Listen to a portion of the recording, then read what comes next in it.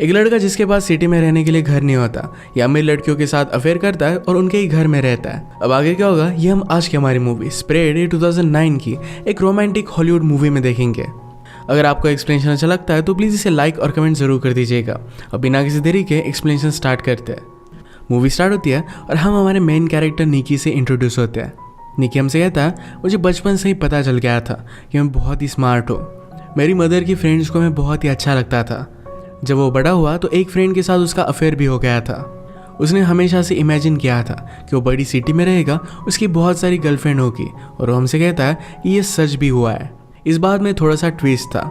उसके पास खुद की रहने की जगह नहीं थी तो अमीर लड़कियों को ढूंढता रहता था, उन्हीं के साथ वो रहता था। ऐसे ही एक रात उसे हम क्लब में देखते हैं। क्लब की बहुत सारी लड़कियों को ऑलरेडी जानता है क्योंकि उनके साथ उसका अफेयर रह चुका है। उसने एक लड़की को नोटिस किया जिसके पास सारी एक्सपेंसिव चीज़ें थी। हमारी और एक मेन कैरेक्टर है, इसका नाम है समंथा। समंथा को पार्टी से ज़्यादा देख उसके पीछे पीछे चलने लगता है। उसने उसका नाम पूछा, कहता है तुम इतनी जल्दी यहाँ से जा क्यों रही हो, मैं तुम्हें तुम्हारे घर छोड़ सकता हूँ। समंथा उसे ज़्यादा भाव दे नहीं रही थी। उसने कहा कि तुम बहुत क्यूट हो पर मैं तुम्हें घर पर नहीं लेकर जाऊँगी। निकी पूछता है कि क्या तुम्हारी शादी हो गई है। समंथा ने ना कहा। वो फिर पूछता है कि क्या तुम किसी से प्यार करती हो। वो फिर इसे मना करती है। वो क्लियर करती है कि मैं तुम्हें जानती भी नहीं। ये बात सुनने के बाद निकी उसके पास आ गया। ये दोनों एक दूसरे को किस करते हैं। निकी फिर उसके साथ उसके घर पर आ जाता है। वो हमसे कहता है कि लड़कियों के सामने तुम बहुत ही स्टूपिड सी चीज़ें करो तो उन्हें सेफ लगेगा। उसके पास लड़कियों को हैंडल करने के इस तरीके के बहुत सारे रूल्स थे। इसमें वो सक्सेस होता है और आज रात दोनों इंटीमेट हो गए। सुबह होने पर समंथा निकी को उठाने की कोशिश करती है पर निकी उठता नहीं। ये भी उसकी एक ट्रिक थी ताकि वो यहाँ पर रह सके। उसने सिर्फ उसे थोड़ी सी स्माइल दी। समंथा अपना कार्ड छोड़कर गई थी तो उसने उसके लिए फूल मंगवाए। उसे उतना अच्छा कुकिंग करना आता नहीं पर फिर भी समंथा के लिए वो कुक करता है क्योंकि उसे पता है कि लड़कियों को एफर्ट करने वाले लड़के बहुत अच्छे लगते हैं। समंथा के रात पर घर पर आने पर उसे बहुत ही स्पेशल फील कराता है। वो उसे पूछती है क्या तुम कुछ काम भी करते हो। निकी कहता है कि मैं सब नॉर्मल सी चीज़ें करता हूँ, उठता हूँ, खाता हूँ, पीता हूँ, यही सब एंजॉय करना है उसकी लाइफ है। उसे ज़्यादा कुछ बोलने नहीं देता और ये दोनों फिर से इंटीमेट हो जाते हैं। एक दूसरे के साथ एंजॉय करना यही इनकी लाइफस्टाइल बन चुकी थी। समंथा निकी की लाइफस्टाइल मेंटेन करती है। ये दोनों एक दूसरे के साथ बहुत एंजॉय कर रहे थे। थोड़े दिनों में निकी बोर होने लग गया। समंथा कब घर से बाहर जाए इसका वेट करता था। एक दिन वो कहती है मुझे मीटिंग के लिए न्यूयॉर्क में जाना पड़ेगा, क्या तुम मेरे साथ चलोगे। निकी ने कहा कि मैं तुम्हारे साथ नहीं आ सकता क्योंकि उसे पार्टी करनी थी। उसे ड्रॉप करता है और तुरंत पार्टी की प्लानिंग उसने स्टार्ट कर दी। निकी का एक बहुत ही अच्छा फ्रेंड है जिसका नाम है हैरी। जब निकी के पास रहने के लिए कोई भी जगह नहीं होती तो हैरी के पास ही आ जाता है। निकी हैरी को भी समझा रहा था कि किस तरीके से लड़कियों को हैंडल करना चाहिए। यह पार्टी में निकी की एक्स गर्लफ्रेंड आ जाती है। वो वहाँ पर तमाशा खड़ा करने लग गई। निकी हैरी से कहता है कि जल्दी से इसे घर पर लेकर जाओ वरना मेरी सच्चाई सबको पता चल जाएगी। पार्टी की सब लड़कियों को बता रहा था कि वो बहुत ही बड़ा मिलीनियर है। एक लड़की ने उसे अप्रोच किया और हाउस की टूर के लिए पूछा। टूर देते हुए फाइनली वो बेडरूम तक आ जाता है और दोनों फिर इंटीमेट हो गए। रात में फिर से हैरी और निकी दोनों हैंग आउट कर रहे थे। हैरी कहता है कि तुम्हारी एक्स गर्लफ्रेंड पूछ रही थी कि क्या उसके जाने पर भी तुमने ऐसी ही पार्टी की थी। निकी ने कहा कि क्या तुमने उसे सच बताया। हैरी कहता है कि मेरे पास चॉइस भी नहीं थी। ये सब करते हुए निकी को थोड़ा सा भी बुरा नहीं लगता। वो लड़कियों के फीलिंग्स के बारे में ज़्यादा सोचता नहीं। पार्टी की सब चीज़ें मेड को क्लीन करनी पड़ी और इसी वजह से समंथा को सब कुछ पता चल जाता है। उसने कॉल कर निकी को बताया कि किस दिन वो वापस आने वाली है। निकी आज बहुत सारी लड़कियों को कॉल कर रहा था तो हमसे कहता है कि अगर मैं किसी भी लड़की को कॉल ना करूँ तो मेरा गेम खराब हो जाएगा। उसे हमेशा प्रैक्टिस करनी पड़ती है। ऐसे ही अपने एक पुरानी फ्रेंड को घर पर बुला लेता है। फ्रेंड पूछती है कि तुम अब किसको फंसा रहे हो। ये दोनों एक दूसरे को बहुत टाइम से जानते थे। वो निकी को पूरी तरह पहचानती थी। उसने कहा कि तुम अगर ऐसे ही करते रहे तो 10 साल में तुम्हारा हाल बहुत ही बुरा होगा। ये सब करने से तुम्हें कोई भी खुशी नहीं मिलती। हम दोनों के बीच में जो भी था ये बहुत ही अच्छा था। उसे निकी के लिए फीलिंग्स थे। उससे कमिटमेंट चाहती थी पर निकी इस बात को थोड़ा सा भी सीरियसली लेता नहीं। ये दोनों फिर इंटीमेट हो गए। वो उससे पूछती है कि क्या हम हमारी रिलेशनशिप को और एक चांस दे सकते हैं। निकी उसे कोई भी जवाब नहीं देता। उस लड़की ने आज रियलाइज़ किया था कि निकी एक्चुअल में उसके लिए कोई भी केयर नहीं करता। समंथा निकी को रंगे हाथ पकड़ने के लिए एक दिन जल्दी आ जाती है। निकी किसी और लड़की के साथ था और उसे इसके लिए वो सॉरी कहता है। उस पर बहुत गुस्सा हो गई थी। निकी कहता है कि मैंने तुम पर चीट नहीं किया है। हम दोनों के बीच में जो भी है हमने इसे कोई भी लेबल नहीं दिया है। इन्हें पता था कि एक दूसरे से प्यार नहीं करते। झगड़े में डिसाइड करते हैं कि फ्रेंड्स विद बेनिफिट्स रहेंगे। फिर से दोनों अपना अफेयर कंटिन्यू करते हैं। एक दिन एक कैफ़े में निकी को एक लड़की पसंद आई जिसका नाम था हैदर। उससे वो बात करने की कोशिश करता है पर हैदर उसके हाथ में नहीं आती। उसने उसे अलग अलग डेट्स के लिए पूछा पर हर बार उसे मना कर देती है। निकी ने जाते जाते अपना नंबर बिल पर लिखा। कुछ भी पे ना किए हुए वैसे वो चला जाता है। कैफ़े में एक डिलीवरी मैन था जो निकी का पता जानता था। तो अगली सीन में हैदर डायरेक्टली उसका पता निकाल कर घर पर आ जाती है। उसने कहा कि तुम अपने आप को समझते क्या हो, मेरे पैसे वापस करो। गुस्से में पैसे लेकर वो चली जाती है। नेक्स्ट सीन में समंथा ने निकी के पास आने की कोशिश की पर उसे ज़्यादा रिस्पॉन्स नहीं देता। अगले दिन निकी अपने फ्रेंड को हैदर के कैफ़े में लेकर आया ताकि उसे हेल्प कर सके। निकी ऐसा दिखाने की कोशिश कर रहा था कि वो बहुत इंपॉर्टेंट है। उसे बहुत सारे मीटिंग से कॉल आते हैं। उसका फेक कॉल भी बजने लग जाता है।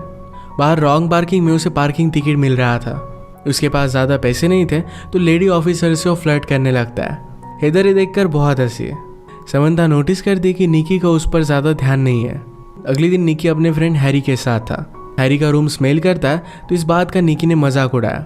इस बात पर वो गुस्सा होकर निकी को बाहर निकाल देता है। एक दिन हैदर ही निकी को कॉल कर दिया। आज रात उसके साथ डेट पर जाना चाहती थी। वो डेट पर ज़रा लेट आए। जब ये दोनों बात कर रहे थे तो अचानक से उसे किसी का कॉल आ जाता है। कॉल पर उसने अदर पर्सन को मंकी कहा। इस कॉल के तुरंत बाद वो यहाँ से जाने लग गए। निकी उस पर गुस्सा हो गया पर वो डायरेक्टली चली जाती है। एक दिन समंथा निकी से पूछती कि क्या तुम्हारा किसी के साथ अफेयर चल रहा है। वो इसके लिए उसे मना करता है। समंथा ने कहा कि मुझे हॉस्पिटल छोड़ दो। वो हॉस्पिटल क्यों जा रही थी ये उसे नहीं बताती है। आज़ाद हैदर ने फिर से निकी को कॉल किया। उसे पूछती है कि क्या तुम अकेले हो। इसके तुरंत बाद वो डायरेक्टली उसके स्विमिंग पूल में थी। निकी ने कहा कि तुमने उस दिन बहुत ही अजीब किया था और ये मंकी कौन है। हैदर ने कहा कि मैं मेरे छोटे ब्रदर को मंकी बुलाती हूँ। वो एबनॉर्मल है तो उसी की केयर लेने के लिए मैं गई हुई थी। ये बात कहकर हैदर रोने लग गए। निकी को उसके लिए बुरा लगता है। इसके बाद ये दोनों इंटीमेट हो जाते हैं। एक दूसरे के बारे में बहुत सारी चीज़ें जान लेते हैं। सुबह होने पर स्ट्रीट की क्लीनिंग चल रही थी। हैदर सोई हुई थी तो उसकी गाड़ी निकी को मूव करनी पड़ती है। निकी ने रियलाइज़ किया कि हैदर के पास बहुत ही एक्सपेंसिव कार है। जो भी कल रात उसने निकी से कहा था ये सब कुछ झूठ था। जिस तरीके से निकी लड़कियों को फंसाता है उसी तरीके से हैदर रिच आदमियों को फंसाती है। ये सब कुछ निकी समझ गया और उसे घर से निकाल देता है। 2 दिनों के बाद समंथा हॉस्पिटल से वापस आई। उसने अपने प्राइवेट पार्ट की सर्जरी की थी। उसे रेस्ट की ज़रूरत थी तो रात में निकी क्लब पे चला गया। रात भर वो किसी और लड़की के साथ था तो इस वजह से समंथा बहुत ही ज़्यादा गुस्सा हो जाती है। निकी भी उससे बहुत ही परेशान हो गया था। वो कहता है अब हम दोनों एक साथ नहीं रह सकते। समंथा का गुस्सा शांत होने के बाद निकी ने कहा तुम्हें भी और कोई मिल जाएगा। उसे पूछती कि अब तुम कहाँ जाओगे। निकी को कुछ भी पता नहीं था। उसे तुरंत एक लड़की का कॉल आ जाता है तो समंथा इस पर गुस्सा हो गई। निकी का फ़ोन लेकर वो पानी में डाल देती है। अब वो किसी के पास भी नहीं जा सकता। उसे स्ट्रीट पर ही रहना पड़ता है। रात में वो फिर से अपनी ओल्ड फ्रेंड के पास आता है। अब वो उससे कहने लग गया था कि तुम मुझे बहुत ही अच्छी लगती हो। इस बात पर वो थोड़ा सा भी बिलीव नहीं करती है। उसने कहा कि तुम अगर एक्चुअली मेरे बारे में केयर करते तो मेरी लाइफ में चल क्या रहा है इसके बारे में पूछते। वैसे भी वो किसी और के साथ अब रिलेशनशिप में थी तो निकी के साथ नहीं रह सकती। निकी फिर अपने फ्रेंड हैरी से मिलने के लिए क्लब में आया। हैरी अपने और एक दूसरे फ्रेंड के साथ था। क्लब में काम करने वाली लड़कियों के साथ वो फ्रेंड बहुत ही बदतमीजी से पेश आता है। इस बात से निकी का उससे झगड़ा हो गया और वो बाहर आ गया। हैरी ने कहा कि तुम कर क्या रहे हो। निकी ने कहा कि इस तरीके से बिहेवियर अच्छा नहीं होता। हैरी कहता है कि तुम भी एक्चुअल में लड़कियों की फीलिंग्स के बारे में कुछ भी नहीं जानते। मैं मेरी सिस्टर को तुम्हारे पास आने भी ना दूँ। निकी उसकी सिस्टर को लेकर एक गंदी बात करता है। इस वजह से हैरी और निकी में भी फाइट हो गई। अब वो उसके साथ भी नहीं रह सकता। उसने और एक क्लब में जाने का ट्राई किया पर ये प्राइवेट पार्टी थी तो इस वजह से वो जा नहीं पाता। रात में वो अपनी मदर को कॉल करता है। इस सिटी में आने के बाद वो अपने घर पर गया ही नहीं था। मदर पूछती कि क्या वहाँ पर तुम कुछ काम कर रहे हो। निकी इसका जवाब नहीं देता तो उस वजह से मदर भी उस पर गुस्सा थी। एक दिन वो एक होटल पर जाकर वहाँ की एक रिच लेडी के साथ फ्लर्ट करता है। ये सब करते हुए हैदर ने उसे देख लिया। उसके पास आई तो निकी ने जो भी उसके साथ किया था इसके लिए उसे सॉरी कहता है। हैदर कहती कि मुझे तुम्हारी सिचुएशन के बारे में पता है, हम दोनों एक जैसे ही है। निकी के पास खाना खाने के भी पैसे नहीं थे तो फिर हैदर उसे अपने घर पर लेकर गई। उसके प्रीवियस बॉयफ्रेंड के साथ उसका भी ब्रेकअप हो गया था। आज वो कुछ कॉल्स लगाती है तो रात में उसकी डेट फिक्स थी। डेट से वापस आने के बाद उसने निकी के साथ टाइम स्पेंड किया। हेदर को अपनी एक फ्रेंड का कॉल आता है कि एक बहुत ही रिच मिलियनियर है और उसका अभी भी ब्रेकअप हुआ है, तुम जाकर वहाँ पर ट्राई कर सकते हो। हेदर फिर निकी को भी उस पार्टी में लेकर जाती है। उस मिलियनियर को पटाने के लिए निकी हेदर को हेल्प करता है, उसे हंसने के लिए कहता है, उसके साथ डांस करने के लिए कहता है। मिलियनियर की नज़र हेदर पर पड़ी और फिर ये दोनों बात करने लग गए थे। पार्टी के बाद निकी कहता है कि तुम उससे जितने भी पैसे लोगे उसका मुझे कुछ कट चाहिए। हेदर उसे साफ साफ मना कर देती है। रात में उसने काउच पर सोने के लिए कहा। थोड़ी देर में निकी उसके पास आ गया। वो कहता है कि हम दोनों एडल्ट्स हैं, एक दूसरे पर कंट्रोल तो कर ही सकते हैं। स्लोली उसके पास आ जाता है और फ्लर्ट करने लग गया। इसके बाद दोनों इंटीमेट हो गए। एक दूसरे के साथ जब भी होते हैं तो बहुत ही ऑनेस्ट होते हैं। एक रात डिनर करते वक्त निकी को एक लड़की ने पहचान लिया, उसके साथ बहुत ही बुरा बर्ताव कर दिया। ये बात हेदर को उतनी अच्छी नहीं लगी। वो निकी के सारे हालात समझ लेती है। ये दोनों फिर एक दूसरे के साथ बहुत सारा टाइम स्पेंड करने लग गए थे। हेदर का किसी और आदमी के साथ बाहर जाना निकी को अच्छा नहीं लगता। एक दिन हेदर को अपने एक बॉयफ्रेंड से इन्वॉल्व मिला जिसमें उसे शादी के लिए पूछा गया था। इसके बारे में वो निकी से कहती है, उसने कहा कि मैंने अभी अभी उससे ब्रेकअप किया है। निकी इस बात से सरप्राइज था क्योंकि इस बॉयफ्रेंड के बारे में उसे कुछ भी पता नहीं था। वो कहती कि वो बहुत ही ज़्यादा अमीर है। निकी पूछता है, तुमने फिर उसके ब्रेकअप क्यों किया? समंता ने कहा, क्योंकि मैं तुमसे बहुत ही प्यार करती हूँ। अब इस सिचुएशन में क्या किया जाए? इसका निकी के पास कोई भी प्लान नहीं था, तो यहाँ से वो चला जाता है। घर आने के बाद उसे पता चला कि समंता न्यूयॉर्क जा रही है। उसे रोकने की कोशिश करता है पर वो जा चुकी थी। अगले दिन ग्रोसरी लेते हुए उसे अपनी एक फ्रेंड मिली जो बहुत ही ड्रंक थी। उसे इस हालत में ड्राइव करने नहीं दे सकता था, तो उसे घर छोड़ने के लिए आ जाता है। इसी मोमेंट पर उसे समंता का कॉल आया। वो कहता है कि प्लीज़ घर पर वापस आ जाओ, मैं कुछ जॉब्स वगैरह कर लूँगा और हम कुछ ना कुछ तो फिगर आउट कर ही लेंगे। समंता ने उस लड़की की आवाज़ फ़ोन पर सुनी और वो गुस्से में फ़ोन रख दे दिया। निकी को कुछ भी समझ में नहीं आ रहा था कि अब उसे करना क्या चाहिए। उसने हेदर की रूममेट से बात की। उसे एडवाइस करती है कि अब तुम्हें कमिटमेंट दिखानी चाहिए, तुम उसके लिए रिंग वगैरह लेकर जाओ, शादी के लिए उसे प्रपोज करो। निकी को भी आइडिया बहुत ही अच्छा लगता है।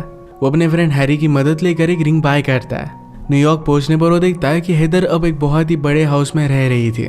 उसने उसे समझाया कि ये जो सब चीज़ें तुम कर रही हो इसमें से कोई भी रियल नहीं है, तुम उसके साथ कुछ रह नहीं पाओगी। समंता कहती कि हमारे पास कुछ भी पैसे नहीं है, तुम सिर्फ वादे करते हो और उसके बाद तुम कुछ एक्शन नहीं लेते। इसी बात से वो बहुत ही ज़्यादा डरती है। उसने उसे यह भी बताया कि अब मेरी शादी हो गई है। निकी कहता है कि तुम उससे डिवोर्स ले सकती हो। समंता ने उसे क्लियर किया कि ये सब चीज़ें वो खुद चाहती है, उसे डिवोर्स नहीं ले सकती है। उसका हस्बैंड घर आता है तो समंता ने कहा कि इस डिलीवरी बॉय को उसकी टिप दे दो। इस सब से निकी का हार्ट ब्रेक हो गया। वो अब डिसाइड करता है कि ऑनेस्टी से अपनी ज़िंदगी बिताएगा। एक्चुअल में डिलीवरी बॉय का काम उसने ले लिया था। एक दिन वो समंता के घर पर भी डिलीवरी देने के लिए आया। ये एक दूसरे को ख्याल रखने के लिए कहते हैं। निकी हमसे कहता है, इस सिटी में सबने लेकर मेरे जैसे बहुत सारे लड़के आते रहते हैं। कुछ दिनों के बाद वो वापस चले जाते हैं, पर मैं यहाँ से जाने वाला नहीं। यहाँ रहकर वो ऑनेस्टली फाइट करेगा। रियल प्यार को ढूंढने के लिए वो होपफुल था और इसी के साथ ये मूवी एंड होती है। फाइनली वो सुधर चुका था। अगर आपको एक्सप्लेनेशन अच्छा लगा तो प्लीज़ इसे लाइक और कमेंट ज़रूर कर दीजिएगा। बहुत सारी मूवीज़ लेकर आते रहता हूँ, तो प्लीज़ चैनल को सब्सक्राइब कर दीजिए और बेल नोटिफिकेशन आइकन दबाना मत भूलिएगा। हम फिर से मिलेंगे और एक नए मूवी के साथ। तब तक के लिए थैंक यू और आप अपने आप का ख्याल रखिए।